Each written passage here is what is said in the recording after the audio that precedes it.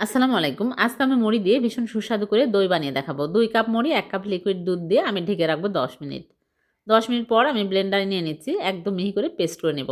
আরও 1/2 cup liquid দুধ দিয়ে পেস্ট করে নিয়েছি। এখন আমি চুলায় প্যান বসিয়ে চিনি 1/3 কাপ দিয়ে নিয়েছি। ক্যারামেল হয়ে আসলে লিকুইড দুধ দিয়ে দিচ্ছি ৩ কাপ। চিনি 1/3 কাপ।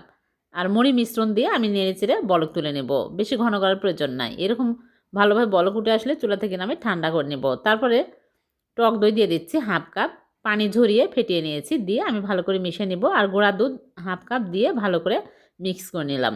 তারপর মোল্ডে নিয়ে নিচ্ছি। ফয়েল পেপার দিয়ে মুখটা আটকিয়ে পানির ভাপে দিব ২৫ মিনিট। একেক চুলার আঁচ একেক রকম, কম বেশি লাগতে পারে। লো আঁচে রেখে দিয়েছিলাম। ২৫ মিনিট পর চুলা থেকে নামিয়ে রেখে দিব নরমাল ফ্রিজে। নরমাল ফ্রিজ থেকে বের করে নিয়ে আসলাম।